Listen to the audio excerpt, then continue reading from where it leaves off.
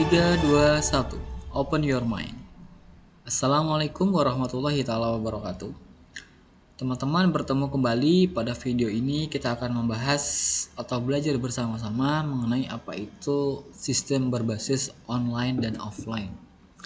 Nah, untuk detailnya teman-teman memastikan menonton videonya sampai selesai. 3, 2, 1. Open your mind.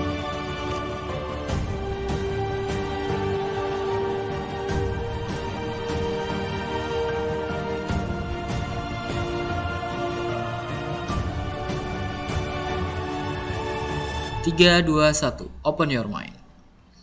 Ya, seperti yang di intro tadi ya teman-teman ya, kita akan membahas mengenai sistem online dan offline ya. Nah, namun sebelum kita membahas itu teman-teman, kita akan belajar sedikit atau mengetahui sedikit bagaimana atau apa sih yang namanya sistem komunikasi data ya. Jadi agar sebuah sistem itu dapat terjadi komunikasi data dalam artian pertukaran informasi, pertukaran data, atau mengakses data dari komputer lain ke komputer lain, itu diperlukan yang namanya sistem komunikasi data ya. Nah, yaitu sistem yang sederhana seperti misalnya ya, jaringan yang memungkinkan seseorang operator dapat mengakses ke fasilitas yang tersedia dalam jaringan tersebut. Kemudian operator bisa mengakses komputer guna memperoleh fasilitas, misalnya menjalankan program aplikasi, mengakses database, dan melakukan komunikasi dengan operator lain. Dalam lingkungan ideal, semua fasilitas ini harus tampak seakan-akan dalam terminal, walaupun sesungguhnya secara fisik berada pada lokasi yang terpisah. Jadi agar komunikasi data antara satu komputer dan komputer lain dapat terjadi, teman-teman, perlu ada yang namanya terminal dalam sebuah jaringan tertentu ya. Jaringannya bisa lokal ataupun juga jaringan yang tidak lokal, artinya bisa menggunakan internet ataupun tidak ya. Salah satu contohnya komunikasi data adalah ketika misalnya teman-teman lagi sharing dokumen atau sharing printer ya. Kalau sharing dokumen misalnya teman-teman ada kerjaan, entah itu tugas kuliah atau kerjaan di kantor atau lain sebagainya. Teman-teman membuat sebuah folder tertentu di komputernya, kemudian di sharing. Nah, di sharing ini tentunya dalam jaringan ya, biasanya sih kalau menggunakan wifi atau menggunakan kabel itu juga bisa atau nah, folder itu nanti isinya semua pekerjaan yang tim teman-teman punyain itu ditaruh di situ semuanya. Misalnya teman-teman punya timnya itu 4 orang anggota atau 3 orang ya. Nah, ke semua anggotanya itu nanti akan menaruh hasil kerjaannya tuh di folder tersebut. Jadi ketika misalnya Anda misalnya pengen tahu ke kerjaannya si A, nanti tinggal buka foldernya aja, nanti kerjaan si A akan muncul di situ. Kalau si A-nya tidak mengerjakan dan di situ tidak ada, berarti si A-nya tidak mengerjakan, kayak gitu. Nanti jadi untuk monitornya tuh mudah seperti itu. Nah, kemudian untuk sharing printer, mungkin teman-teman banyak pernah ngelihat nih studi kasus ya. Misalnya satu printer itu bisa dipakai untuk beberapa orang sekaligus ngeprint di situ. Jadi tidak perlu lagi bergantian colok kabel, tapi cukup satu PC atau satu komputer aja yang dijadikan sebagai host, kemudian printernya bisa dipakai untuk orang lain. Nah, itu bisa digunakan baik menggunakan wifi atau menggunakan kabel jaringan. Nah, dari contoh tersebut itu kan seakan-akan itu kita berada pada satu posisi yang sama, padahal yang menggunakannya belum tentu posisinya atau lokasinya itu berdekatan atau dekat dengan kita ya, atau posisinya sama dengan kita. Kadang-kadang kalau untuk sharing printer misalnya di gedung A, kalau pakai wifi ya, ini pernah terjadi nih, misalnya kita sharing nih di gedung A, kemudian tiba-tiba ada print masuk, ternyata itu yang ngeprint dari gedung B atau gedung C yang berbeda gedung. Itu bisa terjadi karena kita menggunakan komunikasi data tadi. Nah, seperti itu. Nah, kira-kira untuk komunikasi data itu gambarnya seperti itu ya teman-teman ya, singkatnya ya. Nah, dalam melakukan komunikasi data sendiri itu ada 3 elemen utama. Yang pertama harus ada sumber datanya, kemudian ada media transmisi, kemudian ada penerima. Sumber data ya misalnya kayak pesawat telepon, terus apa ya, telex atau sebagainya. Pokoknya yang tugasnya adalah membangkitkan berita atau informasi dan menempatkannya pada media transmisi. Kalau contoh tadi ya, contohnya kayak sumber datanya adalah misalnya ketikan kita yang mau kita print ya, kita print kayak gitu. Kemudian misalnya ada dokumen apa yang ingin kita print, berarti kita taruh di situ. Atau file yang kita miliki akan kita taruh di folder sharing tadi, berarti sumber datanya adalah itu. Kemudian ada media transmisi, yaitu nih media yang melakukan proses pengiriman dari satu sumber penerima ke dari satu sumber ke penerima data ya. Jadi dari sumber data tuh nanti akan tulisnya kan mengirimkan ke penerima data. Media transmisi ini bisa gelombang elektromagnetik tuh bisa kayak wifi, terus kayak ada kabel jaringan, itu bisa pakai itu. Biasanya sih kalau dalam jaringan internet itu yang ada hanya dua versi wifi atau wireless atau dengan menggunakan kabel atau wired. Nah, ada dua itu ya untuk media transmisinya. Kemudian ada sumber data, ada media transmisi, kemudian ada penerima, yaitu jadi yang menerima ya, atau alat yang menerima data atau informasi tadi. Kalau sharing printer, ketika kita ingin mencetak dokumen berarti penerimanya adalah printer tersebut. Sedangkan kalau kita sharing dokumen tadi berarti yang menerima adalah komputer dari host dari pemilik sharing dokumen tersebut. Misalnya saya host dari sharing dokumen ya, saya buat di laptop saya itu sharing dokumen. Kemudian ada teman saya di ruangan B itu mengirimkan data A. Jadi saya yang menerimanya, berarti yang menerima itu adalah bukannya sayanya tapi adalah komputer yang saya pakai. Kira-kira kayak gitu. Nah teman-teman itu tadi sekilas mengenai apa itu komunikasi data ya. Nah berikutnya offline system atau sistem offline ya, atau di luar jaringan atau luring namanya. Nah offline sendiri ada beberapa pengertian atau istilah ya. Yang pertama adalah istilah atau tepatnya kita tidak bisa terhubung dengan internet atau tidak terkoneksi. Jadi kalau misalnya kita tidak lagi terkoneksi internet itu dinamakan offline ya, simpelnya seperti itu. Terus ada juga yang mengistilahkan adalah offline adalah komunikasi yang tidak menggunakan jaringan internet. Offline ya. Jadi misalnya kita ada sharing tanpa jaringan internet dengan teman kita di sebelah menggunakan kabel atau wifi, itu bisa dinamakan offline.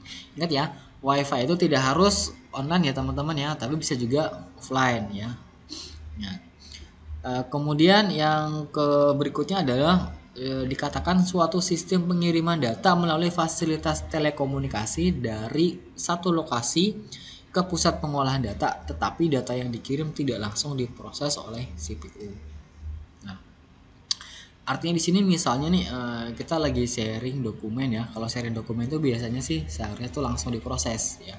Kalau yang tidak diproses itu misalnya dari flash disk misalnya ya. Kita ada sistem pengiriman data pakai flash disk. Flash disk kan dari teman kita ambil, kita colok nih.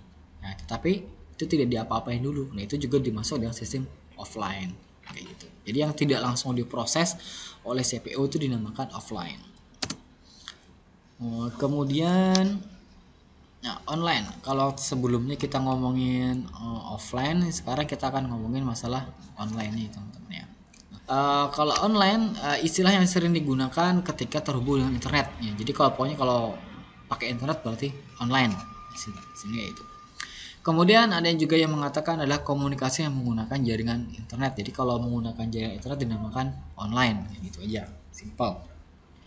Kemudian data yang dikirim melalui terminal komputer bisa langsung diproses oleh komputer pada saat kita membutuhkan. Nah, contohnya di sini adalah ketika Anda menggunakan aplikasi akademik ya. Nah, di situ aplikasi akademik kan Anda tinggal login, ketika login login, nanti Anda sudah masuk ke dalam LMS ya, atau ke manajemen sistem learningnya. Nanti di situ Anda sudah bisa langsung mengakses materi kuliah apa, langsung ada di situ, ketika diklik langsung terhubung ke materinya gitu ya. Anda langsung bisa baca, Anda bisa nonton videonya di situ, tuh bebas. Itu salah satu contoh online sistem yang paling simpel kayak tadi. Nah, berikutnya ya, offline sama online itu kadang-kadang ada perluasan dan penyempitan arti ya, seperti itu. Nah, misalnya kayak gini. Konsep ini telah diperluas, jadi online sama offline itu diperluas dari makna komputasi dan telekomunikasi. Kan sebenarnya makna dari online dan offline itu adalah makna dari sebuah penggunaan atau ketika kita melakukan komputasi atau menggunakan komputer, dan ketika kita menggunakan alat telekomunikasi ya, seperti itu. Nah, misal contoh yang perluasan adalah ketika rapat, ini misalnya kita ada rapat ada 10 orang, itu dinamakan rapat online biarpun tidak menggunakan fasilitas internet ya. Artinya itu online. Jadi kalau orang rapat, kita lagi online. Nah, namun apabila ada pembahasan tertentu yang tidak sesuai sama tema rapat itu dan dilakukan di ruang lain atau setelah rapat, itu dinamakan offline. Nah, gitu ya. Jadi yang tidak sesuai, misalnya rapat yang tidak sesuai tema itu dinamakan offline, tapi kalau rapat yang sesuai tema itu biasanya dan dilakukan di forum resmi itu dinamakan online. Nah, itu yang untuk perluasannya. Terkadang-kadang ada yang mengartikan seperti itu ya, teman-teman ya. Nah, kemudian kalau penyempitannya seperti ini. Misalnya online ya, kalau dengan internet itu online, kalau yang offline itu tidak menggunakan internet. Itu yang penyempitannya. Jadi kalau apa-apa itu dengan internet itu online, kalau tidak menggunakan internet adalah offline. Seperti itu. Jadi ada perluasan, ada penyempitan. Perluasannya tadi ya, kalau contohnya tadi kalau di rapat, lagi-lagi rapat, nih ketemu orang itu dinamakan online. Tapi kalau dengan sesuai tema ya, tapi kalau rapatnya itu nanti tidak sesuai dengan tema itu dan dilakukan di luar rapat resmi dinamakan offline, misalnya kayak gitu. Kemudian yang untuk penyempitannya, apapun yang terhubung dengan internet dinamakan online, dan apapun yang tidak terhubung dengan internet dinamakan offline. Ya, ada seperti itu. Nah, padahal nanti akan kita lihat apa sih makna sebenarnya dari online dan offline. Nah, untuk menentukan definisi standar online dan offline itu ada standarnya teman-teman ya, dan itu sudah dibuat oleh Federal Standard nomor 1037C ya. Jadi kalau yang namanya statusnya itu online atau daring itu yang pertama di bawah kendali langsung dari perangkat lain. Artinya kalau kita punya perangkat itu dikendalikan oleh perangkat lain gitu. Kemudian di bawah kendali langsung dari sistem yang berkaitan. Contohnya kalau sistem komputer kita kan kita menggunakan Windows, jadi dikendalikan oleh Windows-nya, misalnya seperti itu. Jadi apapun yang kita yang lakukan adalah dikendalikan oleh Windows. Kita tinggal klik saja. Nah, yang berikutnya adalah tersedia untuk segera digunakan pada permintaan oleh sistem tanpa campur tangan manusia. Nah, misalnya sistem itu perlu sebuah input tertentu dan dia itu sudah bisa langsung menerima ya. Misalnya nih, teman-teman kalau lagi nyolok atau menghubungkan dengan mouse ya, teman-teman tinggal colok aja, nanti komunikasi atau apa namanya detail-detail dari mouse tersebut tuh akan langsung dapat diperoleh oleh komputer Anda tanpa harus Anda misalnya masukin ini. Jadi Anda tinggal colok aja, nanti komputer akan mencari sendiri. Dan itu sudah disediakan juga oleh perangkat mouse-nya. Jadi Anda tidak perlu campur tangan Anda. Jadi ketika nanti agar mouse Anda dapat terhubung dengan komputer, nanti tinggal komputernya mencari sendiri. Jadi tidak perlu campur tangan manusia lagi. Nah, yang berikutnya adalah terhubung ke sistem dan dalam operasi. Nah, terhubung di sini artinya kita lagi mengakses sebuah sistem tersebut, dan dengan operasi di sini adalah kita sedang melaksanakan atau mengakses dari sistem tersebut ya. Jadi kalau kita membuka misalnya Facebook atau Instagram, kita lagi berarti terhubung ke sistemnya Facebook dan Instagram. Nah, itu salah satu kriteria yang dinamakan adalah online. Nah, kemudian yang terakhir adalah kriteria online yang terakhir adalah fungsional dan siap untuk layanan. Artinya ini fungsional ini untuk layanan ini ketika sebuah komputer atau sistem itu memerlukan, itu dia akan cepat tersedia di situ ya. Misalnya kalau di LMS Anda, misalnya ketika Anda ingin mengisi daftar hadir di situ ya, Anda tinggal mengisi daftar hadirnya saja, kemudian nanti misalnya dosen Anda yang akan merekap, jadi tinggal nanti dosennya tinggal mencari data Anda, nanti akan langsung terisi daftar hadirnya. Atau misalnya kalau daftar hadirnya menggunakan QR code, Anda tinggal scanning aja, dari handphone Anda ke QR code di layar LMS Anda, nanti tinggal langsung akan terpakai dan data Anda itu sudah siap dijadikan bahan untuk perhitungan kehadiran.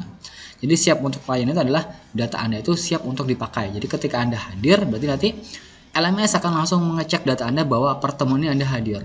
Nah, kayak gitu ya. Jadi siap.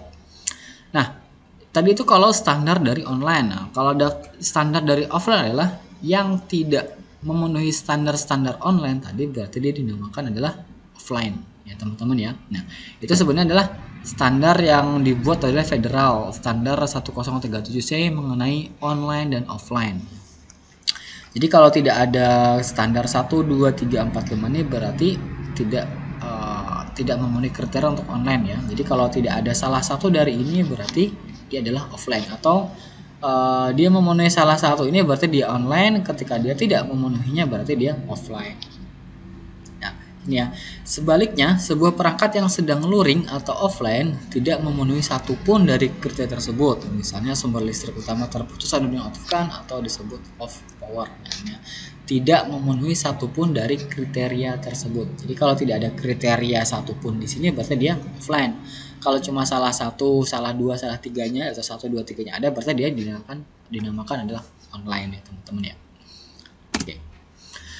Nah, teman-teman, kita akan mempelajari berikutnya adalah mengenai karakteristik sebuah sistem. Yang pertama, teman-teman ya, itu ada komponen-komponen di dalam sistem tersebut. Komponen di sini berarti ini adalah subsistem atau suprasistem. Subsistem ini misalnya kalau di LMS Anda, di LMS LMS pendidikan ya, misalnya ada subsistemnya, ada subsistem mengenai materi, subsistem mengenai kehadiran, subsistem mengenai ujian dan sebagainya. Nah, kemudian ada batasan dari sistem. Oh ya, sorry, ketinggalan. Terus ada lagi namanya suprasistem ya. Suprasistem adalah sistem yang sangat besar yang mempunyai konsep itu sesuai dengan tema. Misalnya kalau tadi kita ngomongin LMS pendidikan ya. Nah, itu dari LMS itu akan muncul lagi di atasnya tuh gabungan dari LMS yang ada. Itu menjadi sebuah suprasistem tersendiri. Misalnya kalau suprasistemnya itu misalnya lembaga atau sistem pendidikan nasional ya, itu punya suprasistem, ini sistem yang paling besar. Di bawahnya itu nanti adalah sistem-sistem yang akan kita pakai misalnya per daerah. Jadi daerah itu memiliki sistem lagi, tapi dia di bawah dari sistemnya punya pemerintah pusat misalnya seperti itu. Jadi pemerintah pusat itulah suprasistemnya, sedangkan di daerah-daerah adalah subsistem dari suprasistem tersebut. Nah, kira-kira seperti itu. Berikutnya adalah batasan sistem ya. Jadi semua sistem itu pasti punya batasan. Jadi tidak ada sistem yang sempurna. Pasti harus ada batasan-batasan. Oh, cuma fiturnya cuma ini aja, cuma bisa mengakses ini aja, bisa memproses ini aja. Nah, kira-kira batasannya seperti itu. Nah, teman-teman, yang berikutnya adalah lingkungan luar sistem atau environment dari sistem tersebut. Jadi lingkungan luarnya adalah yang tidak berhubungan sekali sama sistem tersebut. Misalnya, yang paling utama itu adalah misalnya listrik nih. Jadi kalau sistem misalnya yang tidak dalam jaringan ya, atau yang tidak menggunakan internet, biasanya listrik itu paling pengaruh. Jadi kalau listriknya mati, tiba-tiba pasti otomatis sistem kita akan mati, tidak bisa diakses. Atau kalau yang menggunakan jaringan internet, biasanya yang web ya, misalnya kalau yang web itu misalnya bandwidthnya itu sedikit, ketika diakses akan memperlambat sistem. Jadi kalau bandwidth sedikit itu fokusnya nanti ketika banyak yang mengakses, maka sistem itu akan semakin lambat seperti itu. Berikutnya adalah penghubung sistem atau interface-nya. Jadi teman-teman, aplikasi misalnya Anda pernah membuka aplikasi apapun ya, baik itu misalnya Instagram atau media sosial ya, Twitter dan sebagainya. Nah, di halaman Twitter itu atau halaman interface-nya itu adalah sebuah penghubung agar kita bisa terkoneksi sama sistem.